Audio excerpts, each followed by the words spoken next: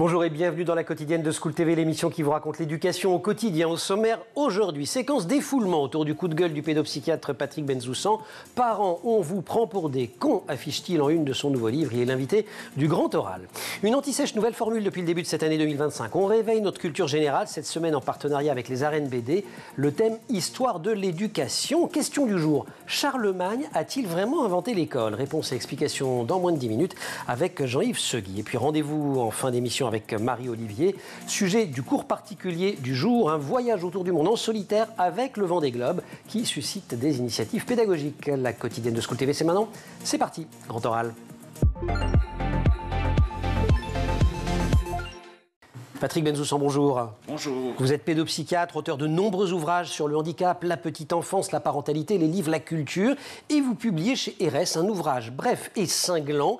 Son titre, Parents, on vous prend pour des cons. C'est un livre, pour le dire simplement, dans lequel vous tirez un peu sur tout ce qui bouge en matière de parentalité, notamment, mais pas exclusivement, quand elle se veut trop positive. Alors pourquoi déjà tant d'irritation, pour dire les choses poliment?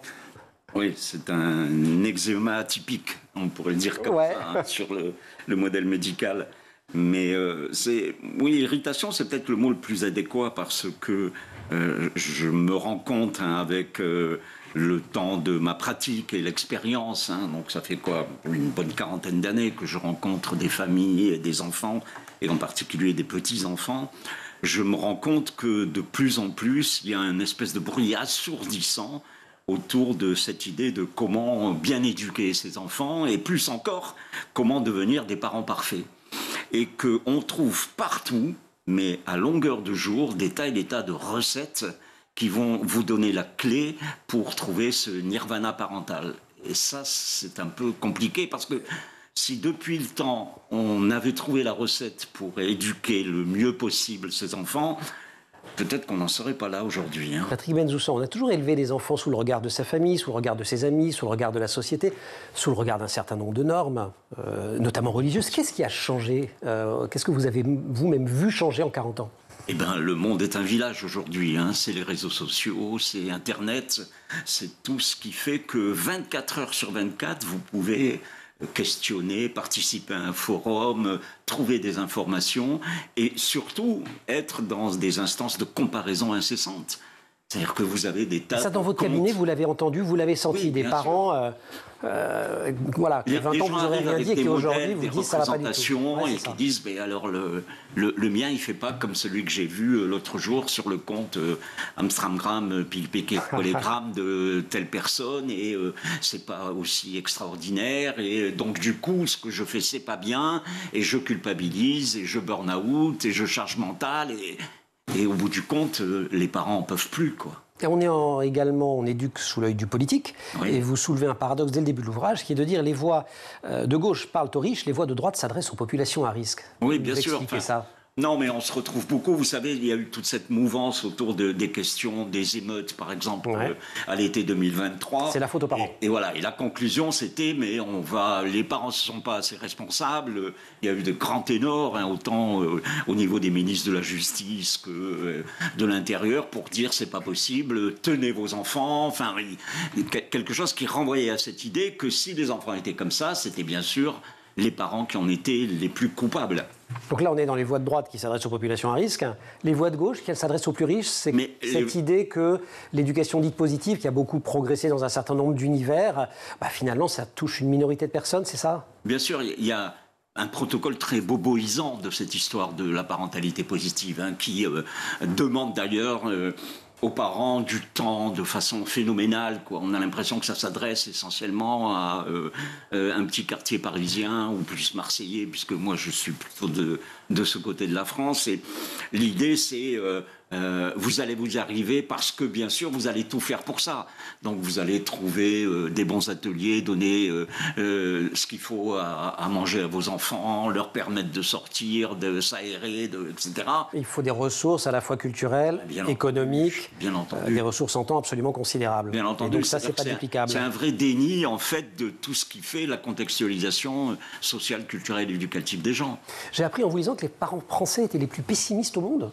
Ah oui, c'est terrible, même pas que les parents français, les Français. Hein. D'accord, ouais, très générique, hein, et pour toutes sortes de raisons. Et du coup, la parentalité française est comme entachée par ce poids-là terrible du fait que on va pas réussir, quoi. Alors on croise un certain nombre de figures médiatiques dans votre livre.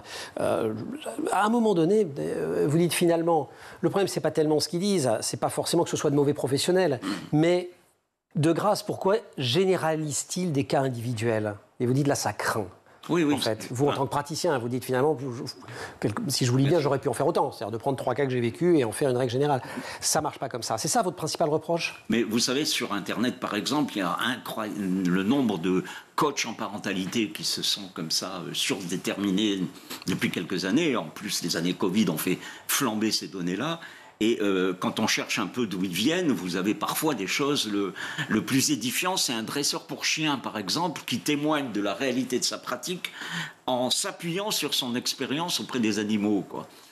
Donc c'est quand même un peu compliqué de penser qu'on élève des enfants comme des petits chiots. Mais oui, mais peut-être que un temps, on dressait l'enfant. Hein. Ce temps est légèrement déplacé. Peut-être que l'idée même de l'éducation, hein, on en parlera tout à l'heure, c'est sortir d'eux, c'est accompagner. Hein. Ne vous laissez pas confisquer votre savoir par la médecine, les experts autoproclamés, les coachs de vie, les spécialistes petite enfance, écrivez-vous. Est-ce que tout est acheté dans la science? Non, quand même pas. Ben, bien sûr que non. Bon. Vous l'avez dit, alors vous l'avez dit, on doit garder beaucoup, hein. Mais bien entendu, on fait par exemple toujours le faux procès, vous savez, des neurosciences versus la psychanalyse. Ouais. Si la psychanalyse, c'est la paléontologie de l'éducation et de la psychologie, et que maintenant, il faut être moderne, il faut être au plus près de son époque, alors que tout ça, c'est du pipeau. L'idée, c'est bien entendu qu'il faut s'adapter au réel et aux connaissances d'aujourd'hui, mais dans le même temps, on sait très bien... Donc on met des neurosciences dedans. Ben, pourquoi pas. Mais on n'est pas obligé de jeter Freud avec l'eau du bain. Mais bien entendu. Et puis, la parentalité, elle a toujours existé, ces problématiques ont toujours existé. On peut remonter à l'Antiquité latine et on avait les mêmes problématiques avec Socrate et d'autres. Hein. Mais c'est surtout cette idée que comment est-ce qu'on peut arriver à s'en débrouiller.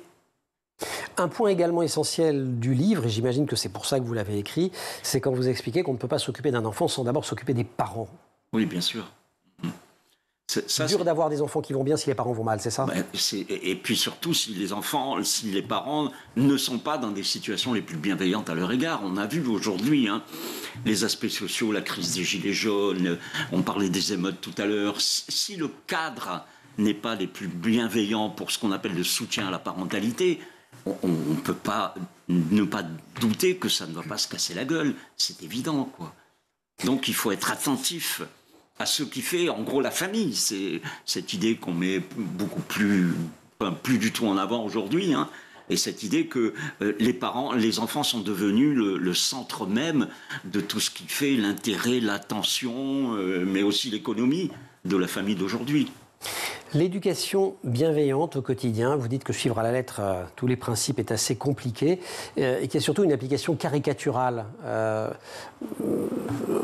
Oui, je crois, c'est un euphémisme de dire que c'est assez compliqué, parce que quand on voit le seuil d'attente qui est promu par ce type de proposition, qui est vraiment très inscrite. Il y a un livre très intéressant de Gérard Derrand sur la pensée positive, qui est sorti il y a quelques jours, mais qui est très inscrite sur ce modèle très anglo-saxon, mais même totalement américain, de la pensée positive. Nous, on avait le pharmacien Coué, vous savez, qui vous disait l'inventeur de la méthode Coué. Si tu veux, tu peux. Si tu penses tous les matins à quelque chose, tu vas le réaliser, etc.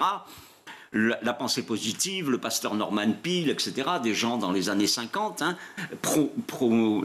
faisaient vraiment la promotion de ces questions-là. Hein. Et aujourd'hui, on se retrouve avec cette idée que nous vend la parentalité positive en particulier. Si tu veux, tu peux. Donc si tu veux être un bon parent, achète 3 ateliers, paye-toi 2 livres, viens à 2 conférences, tu vas voir, tu peux y arriver. Mais si, comme certains livres l'évoquaient, j'ai tout essayé et puis je n'y arrive pas, la seule idée, c'est de se dire que je suis incapable, quoi. Ouais. Donc que je ne suis pas un bon parent et que du coup, je m'inscris... Et ça, ils en souffrent vraiment, les parents. Bien sûr. Ça les ronge. Les parents, ils ont besoin d'être les parents, soutenus et portés. Je devrais dire les mères, d'ailleurs, parce que la parentalité est une maternalité. Oui, c'est encore une grande problématique aujourd'hui. Hein. Alors on voit avec tout ce qui s'est passé avec MeToo, avec tous les mouvements autour du questionnement de la masculinité, etc., Et dans le même temps, on voit le déficit de l'égalité entre les sexes, et en particulier en termes domestiques, à la maison, dans les tâches du quotidien auprès des enfants. Et tout ça persiste. Ne pas imiter, ne pas se fondre dans l'image parfaite du parent parfait, ne pas changer constamment d'opinion ou de conduite devant ses enfants, mais savoir s'adapter aux situations, au moment, aux défis incessants de la parentalité. Fin de citation, c'est un des conseils que donne Patrick Benzoussan dans Parents, on vous prend pour des cons. Ça vient de sortir, c'est aux éditions RS et on retrouve Patrick Benzoussan juste après l'Anti-Sèche.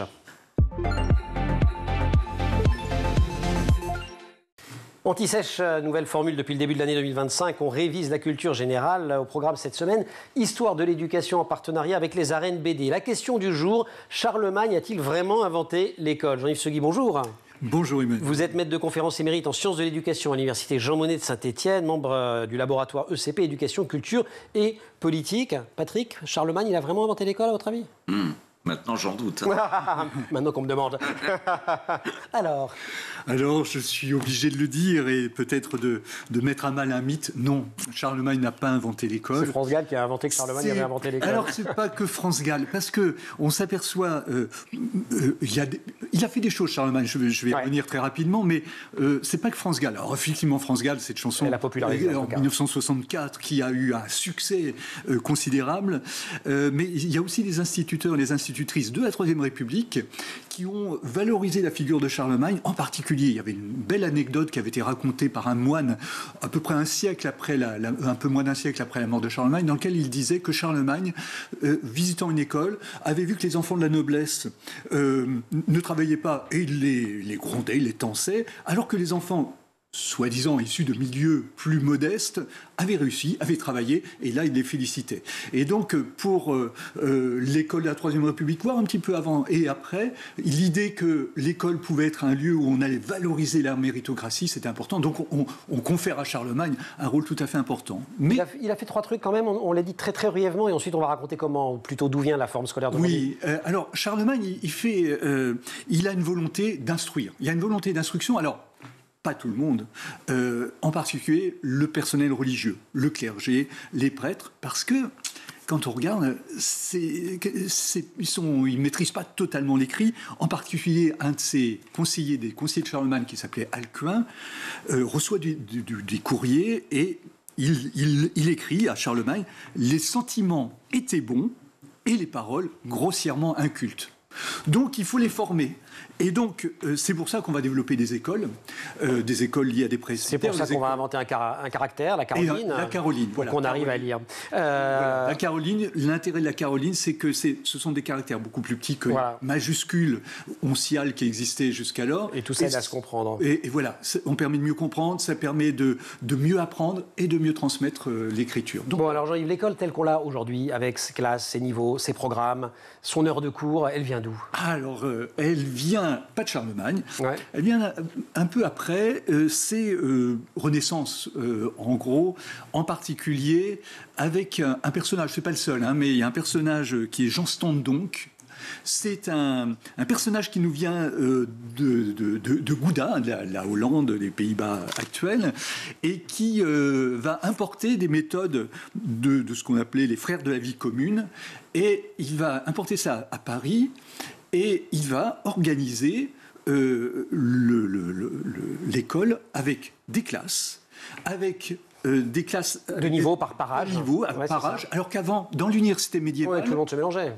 Il y avait des âges complètement différents. Il va inventer un lieu dédié spécialement à l'école. Alors c'est pas que lui, mais parce que dans l'université au Moyen Âge, on cherchait chaque matin pratiquement le professeur cherchait où enseigner, l'arrière-cour de l'auberge. Enfin, voilà, c'était là avec Jean Standonck, et puis on verra après dans l'école. On le verra très brièvement alors. Allons-y. Donc des classes, une progression entre les classes, des examens de passage qui permettent de voir si on a le niveau pour aller après, des exercices physiques, des récréations même. Donc il invente toute une forme qui est celle qui nous paraît évidente à l'heure actuelle, mais qui a été une construction. Et même les programmes avec la ratio studio. Alors voilà, c'est-à-dire grand texte 1559. Les jésuites qui arrivent un peu après, vont reprendre ce qu'on a appelé le modus parisiensis, le modèle parisien, et ils se disent quelque chose de fondamental. On va noter noir sur blanc ce qu'il faut apprendre, comment l'apprendre, comment l'enseigner. Voilà. Et c'est la naissance des programmes. C'est la naissance des programmes. Et du bulletin officiel de l'éducation nationale. Et c'est presque ça. Ils l'appellent la ratio studio room, effectivement. C'est plus chic. Et juste une dernière chose, quelque chose qu'ils inventent aussi, c'est le mode simultané. C'est-à-dire l'idée qu'on enseigne à tout le monde en même temps. Parce qu'avant, on avait quoi? On avait mode individuel. C'est-à-dire que... Ils inventent le cours, quoi, en fait. Le cours magistral. Voilà, ils inventent le cours magistral qu'on a à l'heure actuelle. Voilà. Et voilà, tout ça daté du XVIe siècle. Voilà. Et ça a beaucoup plus forgé l'école telle qu'on la connaît que Charlemagne. Désolé pour l'empereur. Merci beaucoup, Jean-Yves. Si vous voulez en savoir plus, vous lisez cette incroyable histoire de l'éducation qui est sortie aux arènes BD. Les dessins sont d'Eva Rollin. Vous vous marrez surtout parce que c'est quand même extraordinairement drôle. Et puis on se retrouve demain pour répondre à la question suivante, qui est le père de l'école laïque gratuite et obligatoire. Il y a un tout petit piège, tout petit de rien du tout. Grand oral, la suite. Patrick Benzoussan qui essayait évidemment de tirer les vers du nez. Scandaleusement de Jean-Yves Segui pour savoir qui c'est. Non, vous ne pourrez pas faire ça. Donc on poursuit. À force de conseils simplistes et de recettes caricaturales prétendument magiques et validées par la science, s'il vous plaît, elle sait décrédibiliser la science. Vous, ce que vous préconisez, c'est vous qui le dites, tout ça, c'est de penser le parent comme une ressource. Ça veut dire quoi, très concrètement? Parce que quand on vous lit, on se dit oui, c'est sympa, il a raison, mais concrètement. Non, mais l'idée, c'est que le parent est tellement décrit en termes négatifs aujourd'hui, en creux, en impossibilité. Il est carent, défaillant, démissionnaire, ce qu'on entend à longueur de jour. On pourrait aussi le penser de façon très inversée. Alors là, c'est une façon de positiver, en pensant que, bien au contraire, il a en lui un certain nombre de ressources, de potentialités, de capacités, et que ce qu'il convient de réaliser, c'est de mettre en avant, c'est de lui permettre de pouvoir offrir toutes ces capacités qu'il a en lui à l'enfant, aux enfants, etc. Donc il y a là quelque chose qui est...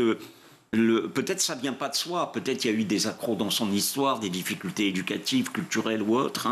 Peut-être que tout ça est enfermé, bien tenu, emprisonné à l'intérieur de soi. Et que le travail des professionnels, ça serait alors de leur permettre d'ouvrir et de faire émerger ces différentes données. Avec un conseil assez concret que vous donnez, vous empruntez le mot, vous ne leur empruntez pas grand-chose aux anglo-saxons, parce que vous leur tapez pas mal dessus, mais le slow parenting, ça semble vous plaire un peu plus quand même. Oui, ce que les Anglais appellent donner du temps au temps, en fait. Mais prendre son temps aussi. Voilà. Vraiment, la donnée première, c'est bien de passer du temps avec ses enfants. Tout se situe là, et qu'on voit aujourd'hui combien c'est difficile de passer du temps. Combien, regardez, moi j'ai pris le train tout à l'heure, il y avait des enfants, ils étaient tous sur les smartphones ou sur les tablettes, parce que comme ça, le wagon était incroyablement calme. Et les parents tout autant, qui pouvaient vaquer à leurs occupations, qui étaient aussi sur tablette d'ailleurs. Donc on voit combien c'est difficile. La question de la temporalité aujourd'hui. On se marre, mais c'est déprimant tout ça, parce que c'est autant de liens, on l'a dit 1000 fois sur cette chaîne, en général, et dans cette émission en particulier. Les écrans ne sont pas des ennemis a priori pour tout, mais en revanche, notamment chez les petits, le lien, ne serait-ce que par le regard, le lien d'attention avec l'adulte, pas seulement avec les parents d'ailleurs, c'est absolument fondamental pour se construire. Oui, et plus encore la réalité même du rapport au corps. C'est-à-dire que les tout petits enfants, ils ont besoin de bouger, ils ont besoin de s'exprimer, d'avoir un rapport à leurs parents qui soit physique, qui soit dans des liens comme ça, qui témoignent plus d'une intimité, d'un rapprochement, d'un éloignement. Et tout ça, c'est pas dans les écrans qu'ils vont les trouver. Les écrans étant proposés sur des modèles de nounous électroniques aujourd'hui. C'est-à-dire que ce sont des façons de tenir à distance. Et là, c'est vraiment la question de l'intime qui se pose. Sauf qu'avec la nounou, il y avait quand même justement cette interaction, il y avait cette réaction, il y avait le corps, il y avait plein de choses. C'était pas pareil. On était dans les bras, la nourrice aussi. Bien sûr. Au fond, vous revenez à Winnicott, non? Essayez d'être des parents tout juste bons, disait-il.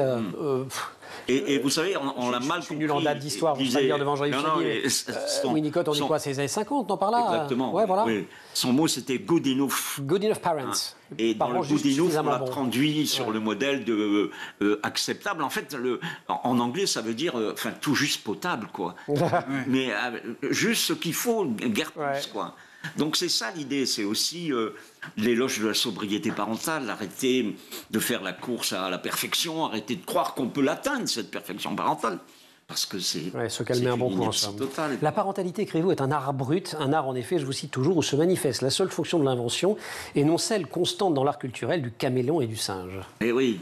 Oui, enfin, c'est cette idée qu'il faut, aujourd'hui, dans les réseaux sociaux, complètement ressembler à l'autre. Regardez les identifications, les imitations, qu'on retrouve par exemple à l'adolescence, hein, où il faut avoir le même look, les mêmes lèvres, les mêmes fesses, etc. Et là, on est toujours pris dans quelque chose qui, en miroir, en tout cas, nous sommes de correspondre à une norme, à un format, on dirait, vous savez, le modèle formatage numérique, quoi, mais on ne peut pas fonctionner comme ça. Alors j'ai une petite surprise vers la fin du livre, hein, puisque je vous lis. Alors j'ai essayé de vous citer un tout petit peu pour qu'on sente toute la verve qui est la vôtre, parce que ça fait partie du plaisir de lecture de l'ouvrage. Mais enfin, après avoir dézingué à peu près tout le monde, vous nous dites qu'en fait, on a besoin de tout le monde. Et je vous cite, vous avez besoin de tout ce village, hein, vous reprenez le célèbre proverbe africain du village pour élever un enfant, pas que de Filiosa ou Pleu ou Goldman, vous prenez quand même des gens qui ne veulent juste pas se voir en peinture, et surtout pas, précisez-vous quand même, de Sarkozy, Macron ou Dupond-Moretti, mais de Filiosa, de Pleu et Goldman aussi, de multiples voix, de façons de penser, d'être, de science et de technique, de spiritualité et de rêve. C'est pas une posture très courante, parce qu'aujourd'hui aussi, dans le sujet qui est le vôtre, on vous force à choisir aussi entre les uns et les autres. Mais ça, c'est aussi un modèle très français. Hein. Ouais. Regardez en termes politiques comment les choses se passent aujourd'hui. Hein. On est vraiment dans le clivage et dans la dichotomie. Il faut que ça soit noir ou blanc. Et on sait très bien, la complexité en particulier de l'âme humaine, c'est pas comme ça que ça se pose. Hein. C'est toujours, il faut grappiller un peu de noir et un peu de blanc. Il faut admettre que pour aimer beaucoup, eh ben, on est tenu aussi parfois à haïr, que ça fait partie des différentes phases de nos personnalités, qu'on n'est pas tout le temps tout bon, mais qu'il y a des moments où on est vraiment et franchement mauvais, et que voilà, c'est comme ça que les choses se vident. C'est ce qui témoigne de notre humanité foncièrement. Et dans la parentalité, on retrouve cette humanité-là. Et il faut se faire à une dose de défaitisme. Oui, oh là, plus que ça même. À la fois des notions d'optimisme et de résilience, je veux bien, mais dans le même temps, il faut aussi pouvoir penser qu'on est défait par la réalité du trouble que peuvent apporter nos enfants et par la créativité qu'ils peuvent avoir parfois à nous mettre en défaut, à nous faire répondre de façon très peu adaptée à ce qu'ils attendent, etc. quoi. La parentalité en soi, c'est un choix compliqué. Hein. On a toujours pensé que ça va couler de source, que c'était pas problématique, etc. Mais les enfants, quand ils arrivent dans la vie, en tout cas, et dans la vie des parents et des familles, eh ben, ils dynamitent un peu tout ce qui se passe, quoi. Hein. C'est chamboule tout et on y va, quoi. Hein. Donc il faut aussi accepter ça et se dire que ce trouble, il peut aussi être incroyablement bienheureux à d'autres moments. Et fécond, votre vie de parent sera bien plus désordonnée et magnifique que vous ne pourriez l'imaginer. Patrick Benzoussan, voilà ce que vous écrivez, entre autres, dans Parents, on vous prend pour des cons. Coaching parental, neurosciences, time out, groupe d'habileté parentale, éducation positive, atelier des parents, soutien à la parentalité, c'est chez RS. Merci beaucoup d'avoir répondu à nos questions dans la quotidienne. Vous restez avec nous, si vous le voulez bien. On va prendre un petit cours particulier. Super dispositif pédagogique autour du Vendée Globe. C'est pas mal, il y a la mer. C'est pas du côté de Marseille, mais il y a la mer quand même. Et Jean-Yves, merci beaucoup pour cet anti-sèche. Marie-Olivier, cours particulier.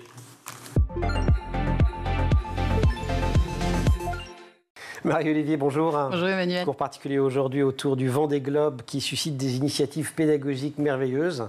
Grande passion pour moi. Eh bien, écoutez, Clarisse Clémer, vas-y Clacla. Voilà, avec Clacla, les violettes. Jean Le Cam, extraordinaire. Exactement. Eh bien, le Vendée Globe, effectivement, c'est cette course à la voile en solitaire autour du monde, dont la 10e édition se déroule en ce moment. Elle a vu Charlie Dalin, grand vainqueur de cette course, il y a 2 semaines. Il a bouclé le tour du monde en un temps record, 64 jours, 19 heures, 22 minutes et 49 secondes. C'était le 14 janvier dernier. Vous avez sans doute vu les images de l'arrivée sur le ponton des Sables d'Olonne quand il remonte le chenal. Il y avait plein de gens. Il y avait plein d'enfants d'ailleurs. Il faisait super beau. Il y avait plein de monde. Il y avait tous les âges sur les pontons. Certains écoliers étaient venus avec leur classe, parce que souvent il y a les classes qui suivent ces skippers pour voir l'arrivée de ce héros des mers, car le Vendée Globe fascine, comme un grand nombre de courses au large d'ailleurs. Quand on n'a pas la chance d'être en Vendée, qu'on ne peut pas forcément assister aux arrivées des skippers et des skippeuses, je ne sais pas comment on dit, il existe un site internet pour les enfants et les jeunes. Exactement, le Vendée Globe Junior, c'est un site qui a été créé de toutes pièces par le département de la Vendée. Donc il sert de véritable support pédagogique aux enfants, mais aussi aux adultes, de la maternelle à la 3e. Il y a plein de ressources. On y retrouve par exemple une histoire des émotions pour les enfants de maternelle ou encore des fiches qui explique comment les skippers choisissent leur route aujourd'hui et comment ils la choisissaient auparavant avec des technologies qui étaient moins avancées. Et ça, c'est pour les collégiens. Donc le sextant, c'était un peu plus rudimentaire. Les enseignants aussi disposent de ressources complémentaires. Oui, il y a des kits pédagogiques sur la protection des océans, sur les mystères de la météo et du climat. Donc ces professeurs peuvent s'en servir en classe avec leurs élèves. Et puis, c'est aussi le Vendée Globe Junior, une carte interactive qui permet de suivre les skippers au jour le jour. Il y a aussi un fil d'actualité pour suivre toutes les actus de la course. Et comme on parle de la mer, des contenus scientifiques, parce que c'est un lieu d'observation fondamental. Des projets scientifiques, il y a des partenaires qui sont assez connus, reconnus, comme l'IFREMER, qui est l'Institut français de recherche pour l'exploitation de la mer, qui partage des contenus, par exemple, sur la faune, la flore et la protection des océans. Il y a aussi le CNES, le Centre national d'études spatiales, qui, lui, par exemple, va expliquer comment les skippers se servent des satellites pendant la course. Et pour compléter, ce Vendée Globe Junior, c'est aussi une web-série et des jeux interactifs. Une web-série de petits épisodes animés que vous voyez à l'écran sur YouTube, qui racontent, par exemple, l'histoire de la course, le point Nemo ou encore ce qu'est le poteau noir. Croyez-moi, c'est instructif, mais pas que pour les enfants. Moi aussi, j'ai appris plein de choses. Il y a aussi des jeux interactifs en ligne, des jeux vidéo, des coloriages ou encore des idées d'activités manuelles que les parents ou les enseignants peuvent faire avec les enfants. Donc les marins en herbe savent que faire maintenant. Ils savent que faire et il reste encore quelques semaines pour la course. Donc on continuera à les suivre. Selon les estimations, les derniers skippers devraient arriver fin février, début mars, donc dans environ un mois. Entre-temps, on attendra avec impatience la jeune skipper, la Benjamine Violette d'Orange, du haut de ses 23 ans, qui est vraiment représentante de la jeunesse et dont on a parlé dans l'École du Futur à l'antenne il y a quelques jours. Elle fait sûrement naître, elle, beaucoup de vocations en communiquant notamment sur TikTok, sur Instagram, etc. Donc les jeunes la suivent avec attention. Et ça...